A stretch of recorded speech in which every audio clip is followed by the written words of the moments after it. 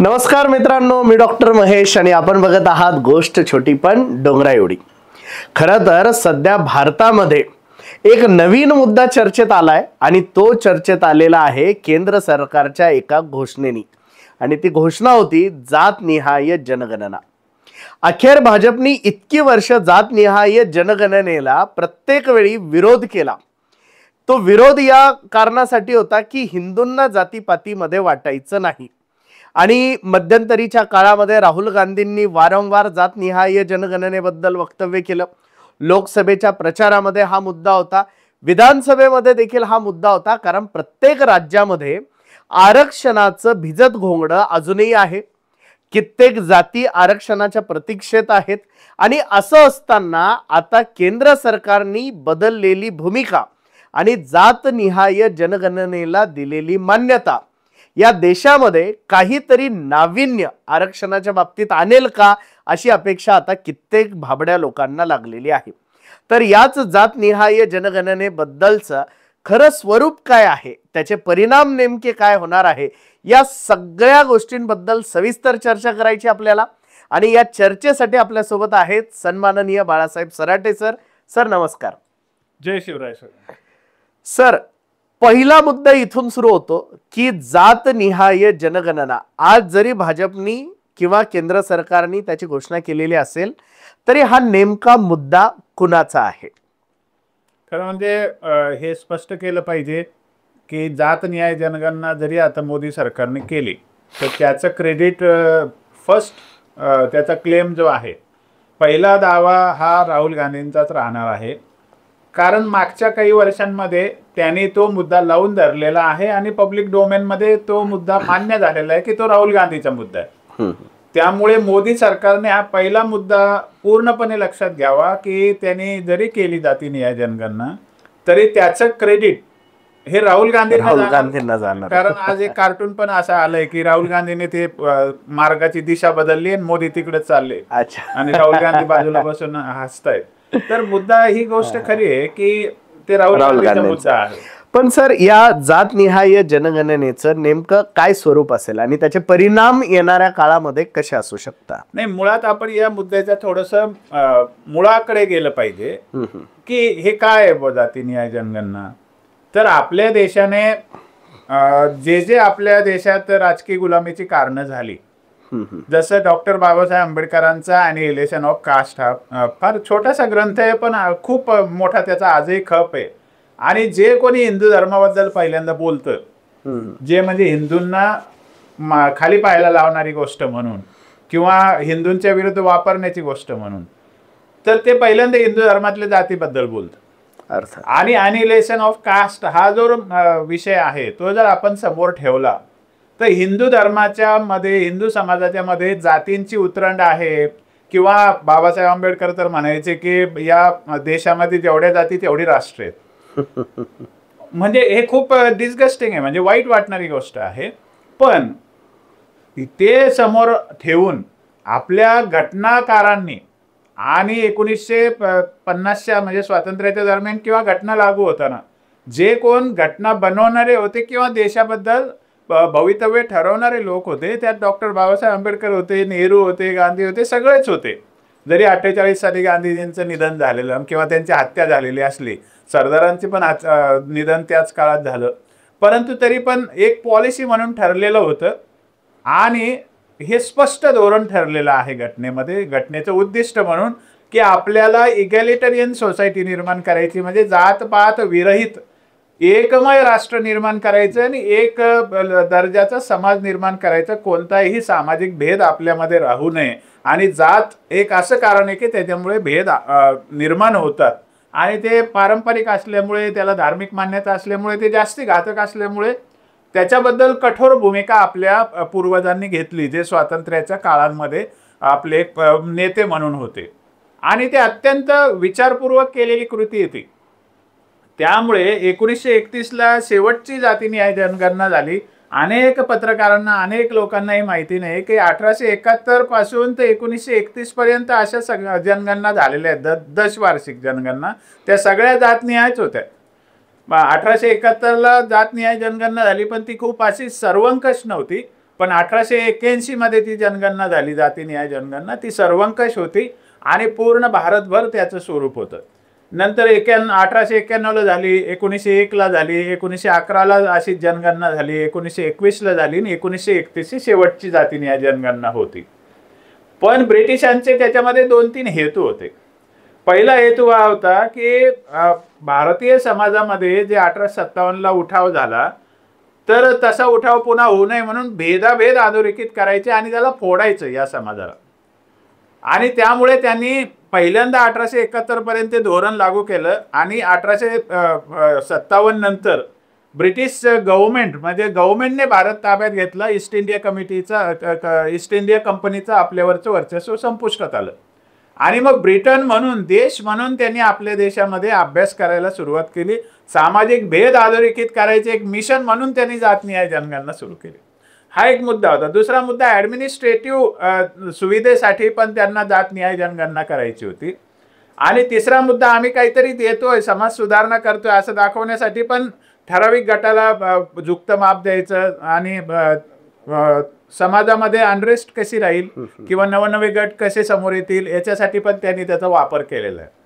पण आपण एक लक्षात घेतलं पाहिजे की स्वातंत्र्यानंतर हे सगळा इतिहास बघूनच, ब्रिटिशांची रणनीती बघूनच आपल्यात फूट पडू नये आणि खास करून या देशाचा जो मूळ आधार आहे तो हिंदू समाज आहे आणि हिंदू धर्म आणि हिंदू समाजाच्या मध्ये भेदाभेद राहू नयेत म्हणून आपण ती भूमिका घेतली की जाती विरहित समाज रचना आपल्याला निर्माण करायची आहे. म्हणून घटनेचं एक मूलभूत उद्दिष्ट आहे ज्याला बेसिक स्ट्रक्चर डॉक्ट्रिन म्हणतात, जे पुढे 1973ला एका केसमध्ये ते आलेले, ते भारती काय नाव त्याचं, त्याच्यामध्ये ते केस झाली आणि त्याच्यामध्ये असं ठरलं की बेसिक स्ट्रक्चर डॉक्ट्रिन नावाचं काहीतरी आहे आणि त्याला काही कोणीही हात लावू शकणार नाही.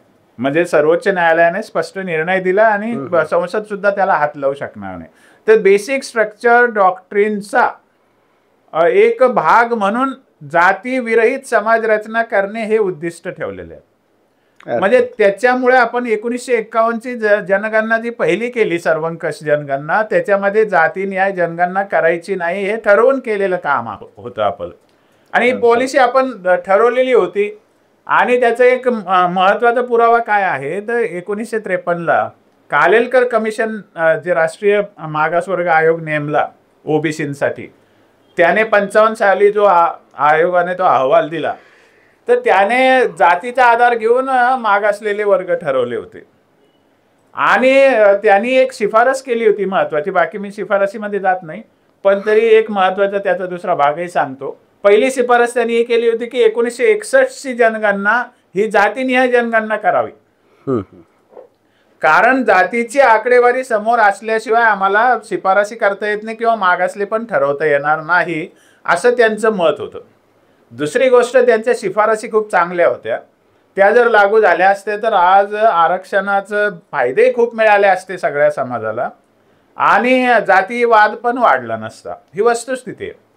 त्यांनी जातीचा आधार घेतला होता पण त्यांनी पारंपरिक गोष्टींना आणि जमिनीवरच्या गोष्टींना महत्त्व दिलं. तर उदाहरणार्थ उन्हातानात काम करणाऱ्यांना मागासवर्गीय ठरवावं हे त्यांनी फार महत्त्वाचं दिलेलं काम होतं. म्हणजे असंघटित कामगार जे आहेत, जमिनीवर लोड गॅरेजचं काम करतात किंवा विक्रेते आहेत, हातगाडीवाले आहेत, रस्त्यावरती भाजी विकणार, असे खूप उन्हातानात काम करणारे मजूर आहेत, शेतकरी, सगळ्यांना त्यांनी मागासवर्गीय, हा एक महत्त्वाचा निकष होता. त्याचा सगळ्या महिलांना त्यांनी मागासवर्गात घेतलं होतं, म्हणजे 100% महिला. 100%. दुसरं अजून महत्त्वाचं हे आहे की त्यांनी म्हणजे 70% एज्युकेशनमध्ये रिझर्वेशन सांगितलं होतं या मागासवर्गीय लोकांसाठी. म्हणजे तिथे मर्यादाच नव्हती 50%ची वगैरे, 70%. आणि आणखी ते म्हणे की जे मागासलेले घटक आहे त्यांच्यासाठी खास ITI सारख्या रोजगार प्रशिक्षण संस्था काढा आणि 100%मध्ये 10% ओपनच्या कॅटेगरीला तिथे रिझर्वेशन द्या, बाकी सगळे मागासलेल्या लोकांसाठी ते रिझर्व, म्हणजे 90% तिथे त्यांना रिझर्वेशन द्यायचं असं त्यांनी शिफारस केली. आणखी नोकरीमध्ये त्यांनी क्लास 3 क्लास 4 मध्ये 40% रिझर्वेशन द्या म्हटले. SC STचं 22% धरून आणखी 40%, म्हणजे ते किती होतं बघा तुम्ही, म्हणजे 50%च्या वर होतं रेकमेंडेशन. क्लास 2 साठी 33% नोकऱ्या द्या म्हणे. आणि क्लास 1 साठी 25%. म्हणजे व्यवस्थित त्याने सायंटिफिक त्याचा बेस होता आणि सामाजिक परिस्थितीचं विकसन कसं करावं याचं त्याने सर्वांगीण मांडणी केली. कालेलकर आयोगामधले रेकमेंडेशन आणि त्याची मतं जी आहेत ना ती अतिशय चांगली आहेत. आणि केवळ जातीच्या आधारावर जातीच्या नावाला मागासलेपण चिकटतंय एवढ्या कारणासाठी त्या काळातल्या सरकारने म्हणजे नेहरू सरकारने आणि त्यांच्या सगळ्या प्रतिनिधींनी हे नाकारलं की जातीच्या आधारावर आपण आरक्षण लागू करणार नाही.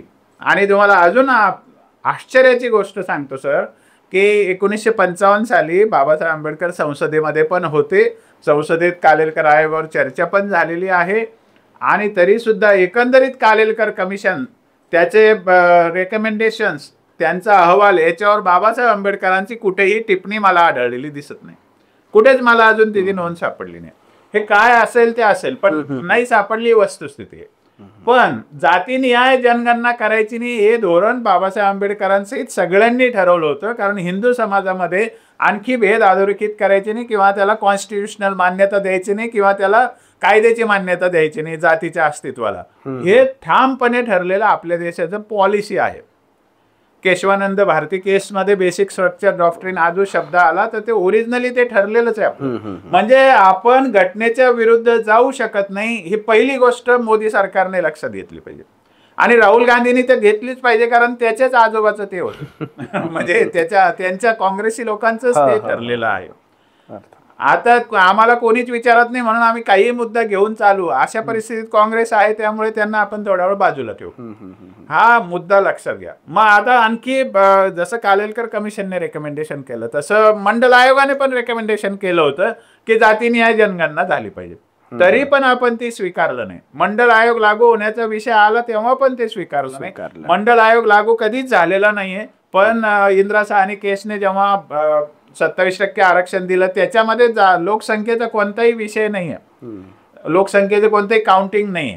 राज्यातल्याच यादीला केंद्रामध्ये आरक्षण द्यायचं एवढा सोपा विषय इंदिरा साहनी केसमध्ये झालेला आहे. तर मूळ मुद्दा सांगायचा असा की हे सगळं रामायण महाभारत आधीचं असताना घटनेचं उद्दिष्ट डोळ्यासमोर जर ठेवलं तर आपल्याला जातीनिहाय जनगणना करता येणार नाही. पण त्याला एक अपवाद आहे की आपण अनुसूचित जाती आणि अनुसूचित जमातींची जातीनिहाय जनगणना करीत आलेलो 51 पासूनच. म्हणजे त्या प्रवर्गाची आपल्याला लोकसंख्या दर 10 वर्षाच्या लोकसंख्या मोजणीमध्ये मोजली जाते. कारण त्यांना आपल्याला त्यांच्या लोकसंख्येच्या प्रमाणात बजेटरी प्रोव्हिजन करावी लागते आणि देत आलेलो आहे आपण तेव्हापासून आतापर्यंत. मग माझं काय म्हणणं आहे की कदाचित मोदी सरकारच्या समोर हा एक विषय असू शकतो की आता मागच्या 6 महिन्यापूर्वी जो निकाल आला माननीय सुप्रीम कोर्टाचा 6 जजेस वर्सेस 1 जज 7 जजेसच्या बेंच कडून त्यात आपले गवई साहेब आता जे चीफ जस्टिस होत आहेत ते पण त्यांनी पण त्यात मत मांडलं महत्वाचं की अनुसूचित जाती आणि अनुसूचित जमाती प्रवर्गामध्ये उपवर्गीकरण करायचे. बरोबर. तर त्या उपवर्गीकरणासाठी त्यांची जातीनिहाय जनगणना आवश्यक आहे कारण त्यांची प्रवर्गनिहाय जनगणना होते. बरोबर. पण उपवर्गीकरण करण्यासाठी प्रबळ त्यातल्या ज्या जाती आहेत त्यांना जर वेगळं करायचं असेल तर त्यांची पण लोकसंख्या काढावी लागत आणि ज्यांना वेगळा उपवर्ग द्यायचा त्यांची पण लोकसंख्या काढावी लागणार. तर SC ST म्हणजे अनुसूचित जाती अनुसूचित जमाती पुरता हे निर्णय असू शकतो कारण तो सुप्रीम कोर्टाच्या निर्णयाच्या प्रकाशामध्ये आहे. आणि कदाचित मला असं वाटतं की मोदी साहेबांचा तोही एक जाहीर करण्याचा हेतू असू शकतो आणि ते अनिवार्य आहे. त्यांना ते करावं लागेल. त्यांना क्रिमी लेअर लागू करण्यासाठी सोशिओ इकॉनॉमिक स्टेटस जे SC STतल्या प्रत्येक जातीचं आहे ते सुद्धा त्यांना बघावं लागणार आहे. आणि त्या अनुषंगाने कदाचित तसा एक विषय मोदी साहेबांनी केलेला असू शकतो. आणखी एक यातला मुद्दा आहे की कोण हे अडकं चळतंय जातीनिहाय जनगणनेची. जे वरवर दाखवत आहेत पुरोगामी कम्युनिस्ट बौद्ध असे जे सगळे लोक की आम्हाला जाती मान्यच नाहीये आम्हाला जातीशी काही घेणंच नाहीये आणि हिंदूंमधल्या जाती मात्र कोरून कोरून दाखवतात. त्यांचा काय संबंध आहे हिंदू मधल्या जातीशी. तुम्ही जातीवर मानतच नाही ना बाबा. हो मग तुम्ही जातीबद्दल बोलता कशाला. आमचा जाती आम्हाला लकलाप तुम्ही राहा ना बिना जातीवाले. हा माझा सरळ त्यांना सल्ला आहे की तुम्ही आमच्या धर्मातल्या अंतर्गत बाबीमध्ये कशाला ढवळाढवळ करता. जे जात मानतच नाही त्यांनी जातीबद्दल बोलावं. तुम्ही दावा करताय ना, तुम्ही पुरोगामी आहे, तुम्ही विज्ञानवादी बौद्ध आहे, तुम्ही असे कम्युनिस्ट आहे, तुम्ही सटरफटर आहे, तुम्हाला धर्म मान्य नाही, तुम्हाला जात मान्य नाही, तर बिनधास्त राहा ना तुम्ही बिना जात. उलट त्यांनी तर जात निहाय जनगणनेला विरोध केला पाहिजे, हा विरोध केला कारण जातच अस्तित्वात नाहीये असं जर आपलं म्हणणं असेल किंवा जात आपल्याला मानायचीच नसेल तर मग जातीच्या नावाने फायदा तरी का घ्यायचा. नाही नाही, चर्चा तरी तुम्ही का करता, आमच्यावर कशासाठी आरोप करता की असं जातीचं आणि तसं जातीचं. मला आम्ही म्हणतो जात मोडायची आम्हाला, आम्ही म्हणतो घटनेचं उद्दिष्ट आम्हाला मान्य करायचंय, आणि तुम्ही म्हणणार नाही जाती नियोजन करणं झाली पाहिजे. असे त्या योगेंद्र यादव सारखे पुरोगामी, निखिल वागळे सारखे पुरोगामी तथाकथित लोक यांनी का म्हणावं की जाती निय, म्हणजे सुखदेव थोरात सारखे जे आहेत बौद्ध विचारवंत त्यांनी काय याच्यात बोलावं.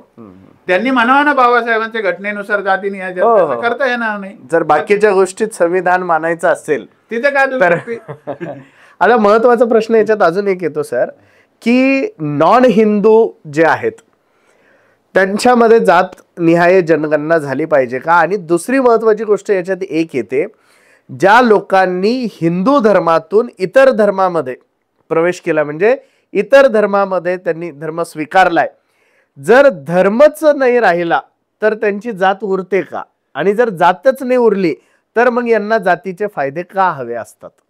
हा एक महत्वाचा मुद्दा लोकांमध्ये तुम्ही काढला सर. हा मुद्द्याकडे आपल्याला वेधावत लागणार, आणि आपलं हे मिशन असलं पाहिजे याच्या पुढच्या काळामध्ये की या जातींचा आणि जातीन्याय जनगणनेचा संबंध कोणाशी येतो. याच्याशी पहिल्या टप्प्यात आरक्षण जोडायची गरज नाहीये. सरकारने जातीनिहाय जनगणना आरक्षणाशी जोडलेली नाहीये. ते इंडिपेंडंट काम आहेत दोन्ही. त्याचा कुठे वापर होईल का नंतर ते स्पेक्युलेशन आहे, म्हणजे ते तुमचे भविष्य कथन आहे.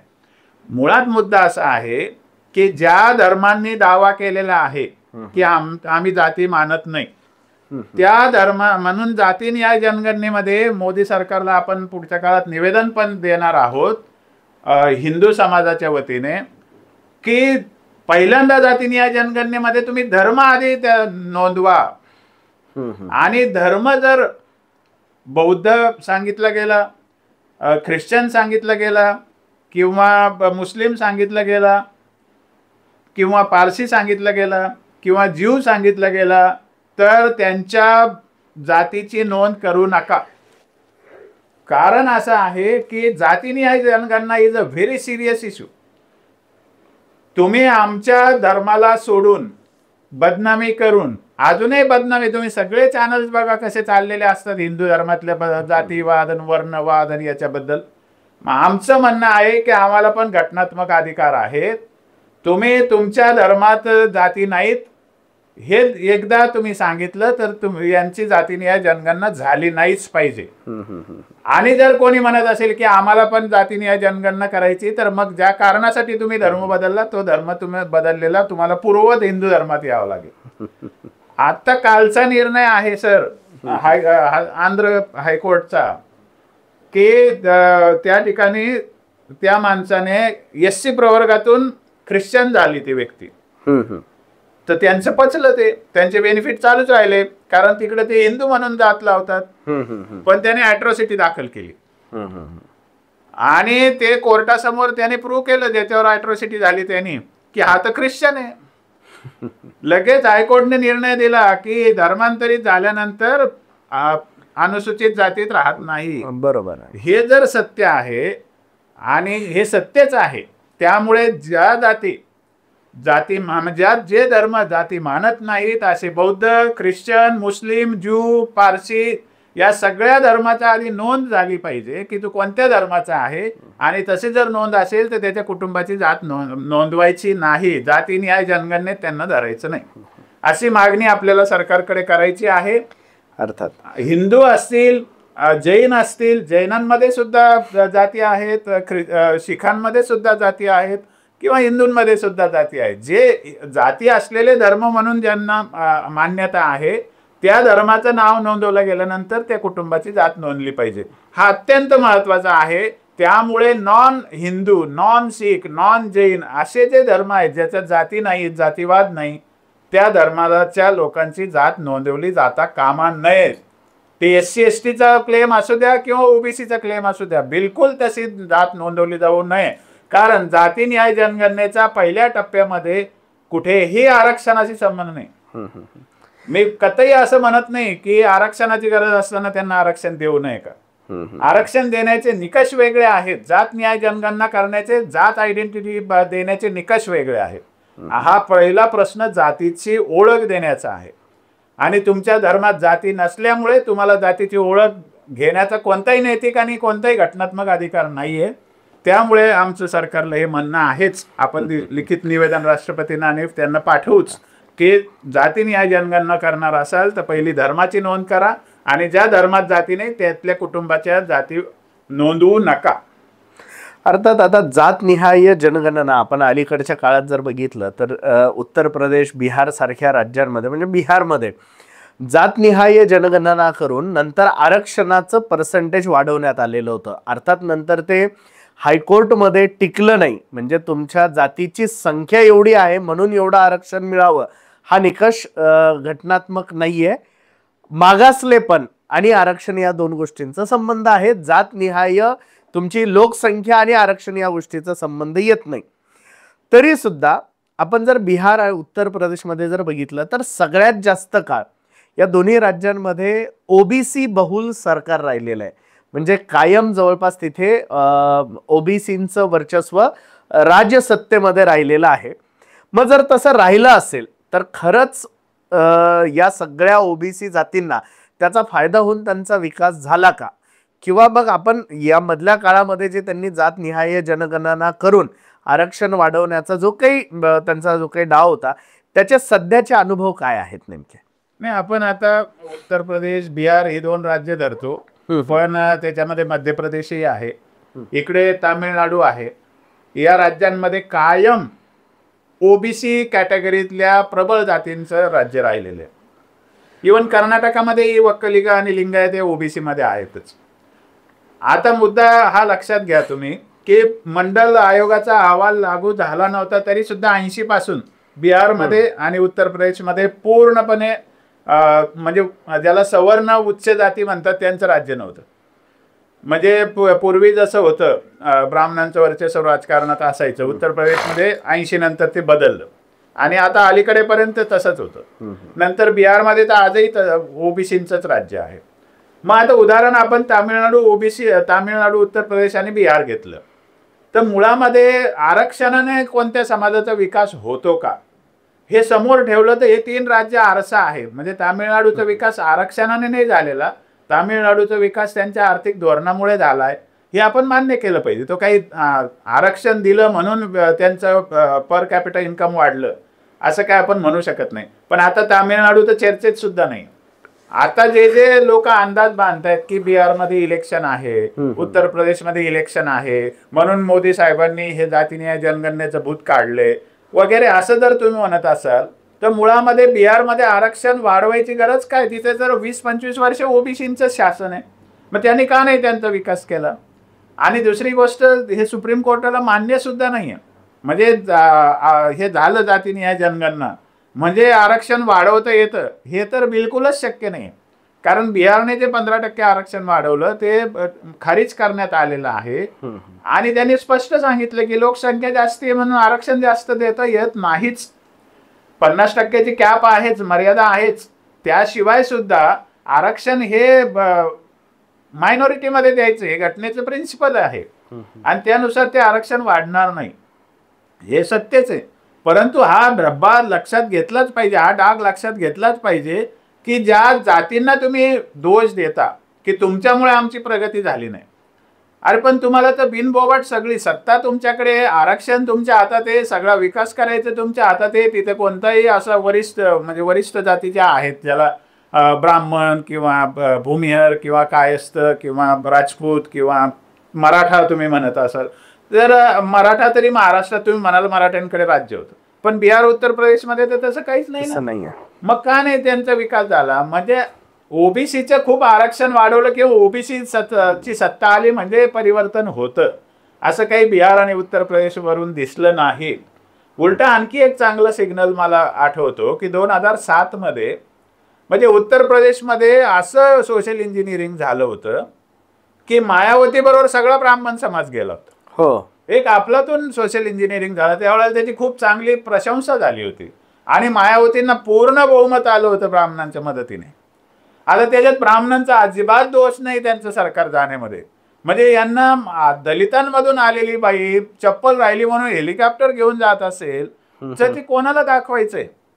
मुळामध्ये याच्यात काही राजकीय म्हणजे मागचं जर 50 वर्षाचा जर इतिहास बघितला तर ब्राह्मण डॉमिनन्स असलेलं पॉलिटिक्स आहे असं काही कुठे दिसत नाही. त्यामुळे जातीवादाचा जो दोष दिला जातो ब्राह्मणीकरणाला किंवा ब्राह्मणी समाजाच्या पॉलिसीला, तो काही राजकारणामध्ये फारसा प्रभावी राहिलेला नाहीये. भले प्रशासनात पॉलिसी मेकिंगमध्ये ते असू शकतील, ग्लोबलायझेशन आणण्यामध्ये त्यांचा वाटा असू शकतो, तो वेगळा भाग. परंतु या जातीनिहाय जनगणनेचा संबंध जेव्हा तुम्ही आरक्षणाशी आणि आरक्षण वाढवण्याशी जेव्हा लावता तेव्हा बिहार, उत्तर प्रदेश डोळ्यासमोर आहे. त्याच्याने काही प्रश्न सुटतील असं काही दिसत नाही. जातनिहाय जनगणना याच्यामुळे ओबीसींच्या भवितव्यावरती काय परिणाम होऊ शकतो? म्हणजे अर्थात जातनिहाय जनगणना आणि आरक्षण या दोघांचा अर्थार्थी आत्ता तरी सरकारने काही संबंध जोडलेला नाहीये, परंतु अर्थात जातनिहाय जनगणना होणार ही घोषणा केल्यानंतर ज्यांना उकळ्या फुटल्या, अर्थात ते आरक्षणाशी संबंधित आहे म्हणूनच फुटलेले आहेत. तर जातनिहाय जनगणना झाल्याने ओबीसींच्या भवितव्यावर काय परिणाम होऊ शकतात? नाही, पहिल्यांदा तर माझं अजून आत्ताही असं मत आहे की सर्वंकष जातीनिहाय जनगणना होण्याची शक्यता कमी आहे, होणार नाही असं मला आत्ताही वाटतं.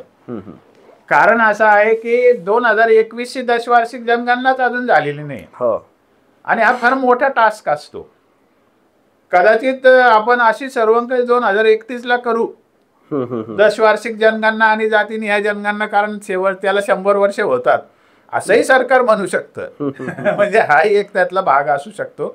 परंतु मला नाही वाटत की हे जातीनिहाय जनगणना होईल, पार पडेल असं काही वाटत नाही. कारण त्याच्यात जो बीजेपीचा कोर बेस आहे, फाउंडेशन आहे बीजेपीच्या विचाराचा आणि पक्षीय आधार जो आहे, तो याच्यामुळे प्रचंड नाराज झाला या घोषणेमुळे. अर्थात आणि आपण सगळ्यांनी ठरवलंय जात विसरायचं, तुम्ही पुन्हा तिकडे कसे चालले? आणि अर्थात एक हे तो सेफ हेला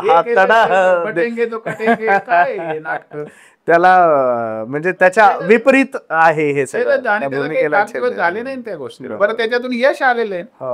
परंतु आता बीजेपीची पॉलिसी म्हणून जर लक्षात घेतलं तर आपण हे बघूया. समजा यदा कदाचित झालीच जातीनिहाय जनगणना, तर त्याच्यामध्ये आजपर्यंत ज्या जातीनिहाय जनगणना झाल्या त्याच्यात कुठेही पारदर्शकता नाही, हे आपण पहिलं लक्षात घ्या. आता पारदर्शकता सरकारच्या पातळीवर काय येणार नाही? कारण त्या प्रशासनात सुद्धा जातीवाद असतो. जो माणूस जातो ते नोंदणी करायला, शिक्षक किंवा जे कोणी कॉन्ट्रॅक्च्युअल कर्मचारी असतात, त्यांच्यात पण जातीवाद असतो.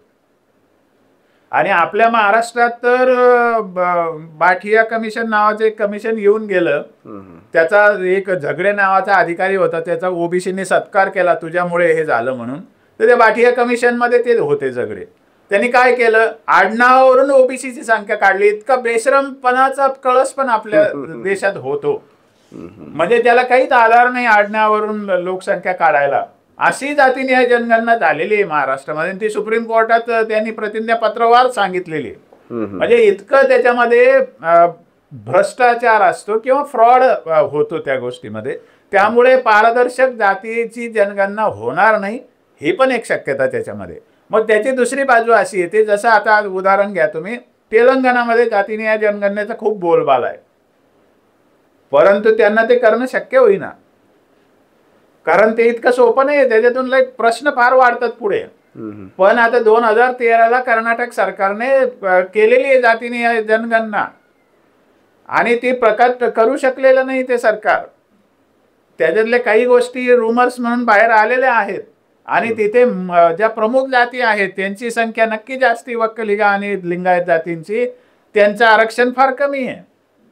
ते आरक्षण मागणार, तोडून द्या म्हणणार आम्हाला आरक्षण. आणि छोट्या ज्या जाती असतील त्यांची तर बार्गेनिंग पॉवर संपून जाईल नाही. आणि याच्यामध्ये म्हणजे अर्थात जर एखाद्या जातीने मागण्या जर केल्या तर अर्थात राजकीय नेते जे काही आहे हे लबाड आहेत, याच्यावरती अख्ख्या भारताने शिक्कामोर्तब केला, याबद्दल काही वाद नाही. जर उद्या एखादी जात जर आंदोलन करत असेल तर अर्थात राजकीय लोक, त्यांची लोकसंख्या किती, ते कुठे डिस्ट्रीब्यूट आहे, ते कोणत्या मतदारसंघात किती आहे, याच्यानुसार त्यांचा उपद्रव मूल्य ठरवून काय करतील, त्या जातीलाच बाजूला काढतील ना. म्हणजे अर्थात त्या जातीनी आंदोलन करायचे की नाही, आणि ज्या जाती मोठ्या असतील लोकसंख्येनी त्यांची तर ताकद खूप वाढून जाईल. याच्यात मला हे सांगायचंय की मुळामध्ये आपण याच्यात खूप पदर आहे या गोष्टीला. म्हणजे प्रेक्षकांना वाटत असेल, श्रोतृवर्गाला, की काही बोलत बसले. इतकं सोपं नाही आहे जातीनिहाय जनगणना करणं. आणि या पॉइंटला म्हणजे आज आपण घटनेची 75वी साजरी केली 26 जानेवारीला. 75 वर्ष घटना लागू होऊन झाल्यानंतर आपण विचार करतोय, म्हणजे आपली जबाबदारी प्रचंड मोठी आहे. कोणता समाज आपण निर्माण करणार आहे हे आपल्याला पुनर्विचार करावाच लागणार आहे. त्यामुळे माझं स्पष्ट मत आहे की जातीनिहाय जनगणनेने ओबीसीला काही जास्तीचं मिळणार नाही. पहिलं वाक्य लक्षात ठेवा, मी अभ्यासाने सांगतो, कोणाबद्दलही मला द्वेष नाहीये. दुसरं वाक्य याच्यातलं असं आहे की याच्यात मोदी सरकारचा हेतू रोहिणी आयोग लागू करण्याचा सुद्धा असू शकतो. कारण भाजपचा जो कोर वोटर आहे तो जसा हिंदुत्ववादी वरिष्ठ जाती आहेत, तसा तो कोर वोटर बारीक बारीक बारीक बारीक ओबीसी जाती पण आहे. वरिष्ठ जाती आहेत तसा ओबीसी जाती आहे, पण बारक्या ओबीसी. आणि मग भाजपला बारक्या ओबीसी जातीला जर सुख द्यायचं असेल, चांगलं त्यांचं मत घ्यायचं असेल, तर मग रोहिणी आयोग लागू करणं हे त्यांच्यासाठी सगळ्यात चांगलं. रोहिणी आयोगाचं जे शिफारशी आहेत त्याच्यामध्ये 3 गट त्याने केलेले आहेत, आणि वरिष्ठ गट जो आहे त्याने खूप बेनिफिट घेतले, असं सगळं जगजाहीर झालेली गोष्ट आहे.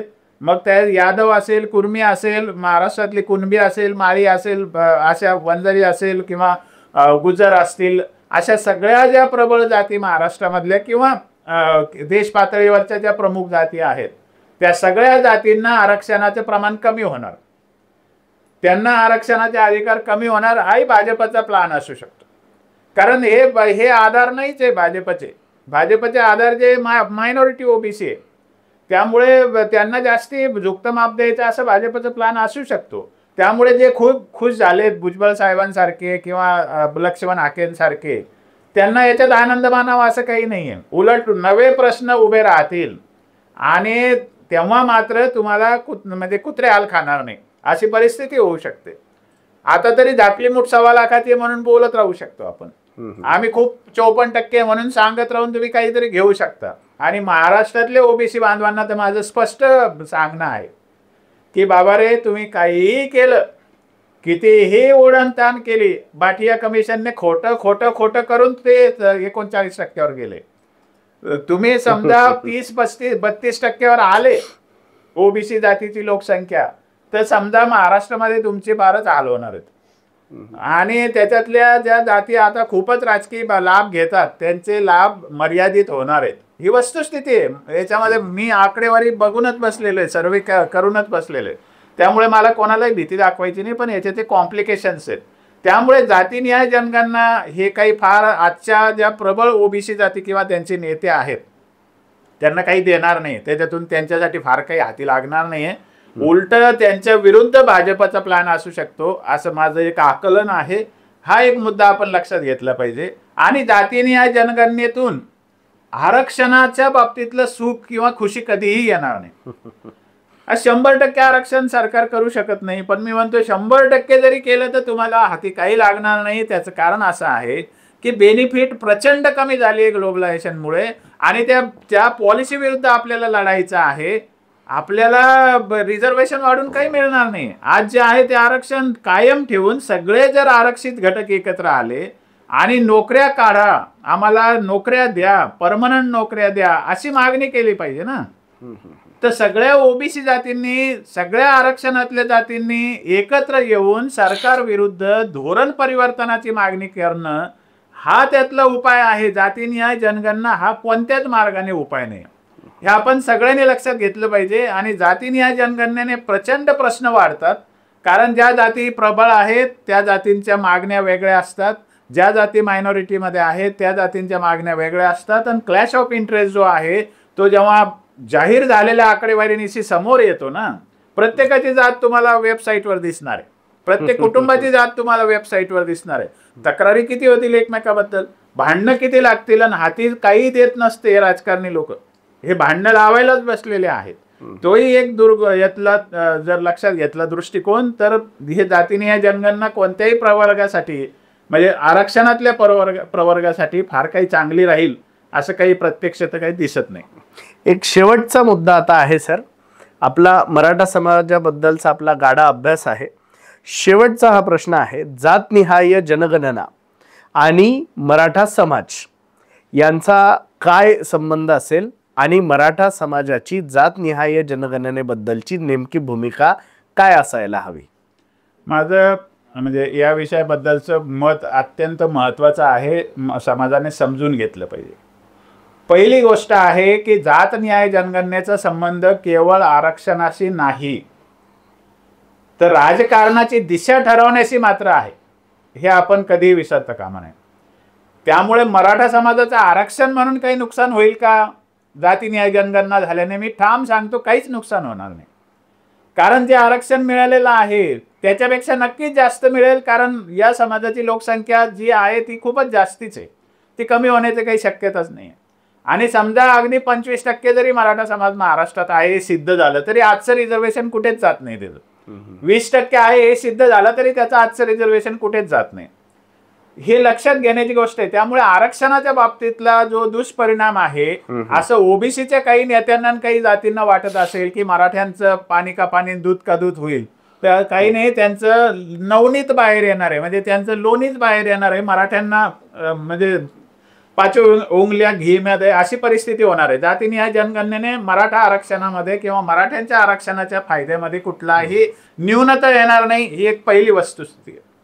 परंतु मी त्याच्याबद्दल जास्ती बोलणं आता म्हणजे मला योग्य वाटत नाही. मला जे बोलायचं आहे ते हे की मी जातीची भूमिका घेत नसलो तरी राजकारणामध्ये परमनंटली, आणि मोदी सरकारचा हेतू तोच आहे किंवा राहुल गांधीचा हेतू तोच आहे, कोणालाही बेनिफिट देऊन पुण्य कमवावं असं काही मोदी सरकारचा हेतू नाही किंवा काँग्रेसचा हेतू नाही आहे. राजकीय समीकरण जुळवणे हाच या जातीनिहाय जनगणनेचा मुद्दा राहतो. मग मराठा समाजाची भूमिका काय असावी, मराठा समाजाने याच्यातून पुढचा काय धडा घ्यावा? तर पहिल्यांदा सांगतो की जातीनिहाय जनगणना होणारच असेल तर आरक्षणाचं काय व्हायचं ते होईल. आपली ताकद सिद्ध झाली तर आरक्षणाचं उलट पालट आपण करू शकतो, त्यात कोणीच आपल्याला अडवू शकत नाही. तेवढी तर आपली ताकद जमिनीवर असणारच आहे. आपला कोणताही बेनिफिट कोणी काढून घेऊ शकत नाही. ते त्या कुणबी म्हणून बेनिफिट असू द्या नाही तर आणखी काही असू द्या, तो बेनिफिट कोणी काढून घेऊ शकत नाही. तो बेनिफिट जो आहे त्याच्यात वाढच करण्याचा विषय असू शकतो, कमी करण्याचा काही विषय असू शकत नाही. पण राजकीय दृष्ट्या मराठा समाजाला आपलं अस्तित्व सिद्ध करायचं असेल आणि देश पातळीवर आपला जर राजकीय वर्चस्व निर्माण करायचा असेल तर जातीनिहाय जनगणना हा उपयोगी ठरणारा एक मुद्दा आहे मराठ्यांसाठी. कारण भारतामध्ये एकमेव अशी जात मराठा जात आहे की ज्याची लोकसंख्या कशीही ओढून ताणून खाली आणली तरी ती 25%च्या आत येत नाही. ती 35% भरेल नाही तर 40% भरेल, ती जास्तीच भरेल, पण 25%च्या आत ती कधीच येणार नाही. अगदी आजचे वेगवेगळे गट जरी मराठा कुणबी मराठा वगैरे असं जरी धरलं तरी ते 25%च्या आत येत नाही. त्यामुळे मराठा समाजाला मी कळकळीने सांगतोय, जातीनिहाय जनगणना होणार असेल तर मराठा म्हणून जातीनिहाय जनगणना आपण केली पाहिजे. आपण आपल्याकडे कुणबी सर्टिफिकेट आहे, आपल्याकडे हे आहे ते आहे, याला काही मतलब नाही. मराठ्यांची संख्या सिद्ध झाली तर राजकीय भवितव्य कायमस्वरूपी राहील. आणि राजकारणात सगळ्यांना सोबत घेऊन जायचं असेल तर आपण प्रस्थापित असलो, आपली ताकद सिद्ध झालेली असली तरच बाकीचे आपल्या सोबत येतात. हेही त्यातलं एक गमक लक्षात घेतलं पाहिजे. आणि मराठा समाजाने आरक्षणाचं काय व्हायचं ते नंतर लढून आपण करू काय करायचं ते, परंतु जात नोंदवताना मराठा म्हणूनच नोंदवलं पाहिजे. चांद्यापासून बांद्यापर्यंत, मुंबईपासून देगलूरपर्यंत सगळीकडे मराठा म्हणूनच जात नोंदवली पाहिजे. 1911च्या दरम्यान पूर्वी कुणबी नोंदी होत्या. छत्रपती शाहू महाराजांनी सगळ्यांनी मराठा नोंद करा असं मिशन चालवलं होतं, तसा आदेश दिला होता. मला असं वाटतं की आपण त्या गोष्टीचं स्मरण केलं पाहिजे. आणि पूर्वी जात होती की नाही, आमचा धंदा काय, आपण कुणबिकी करणारे लोक आहोत हे जगजाहीर आहे. आपण लढायला जाऊन मर्दुमकी गाजवणारे लोक आहेत हे जगजाहीर आहे. परंतु रेकॉर्डवर येण्यासाठी ही एक सुवर्ण संधी असणार आहे मराठ्यांसाठी, मराठा म्हणून लोकसंख्या सिद्ध करण्याची. आणि ती लोकसंख्या जर जमिनीवर सिद्ध झाली तर देश पातळीवर राजकीय वर्चस्व या समाजाला निर्माण करण्याची एक मोठी सुवर्ण संधी येणार आहे.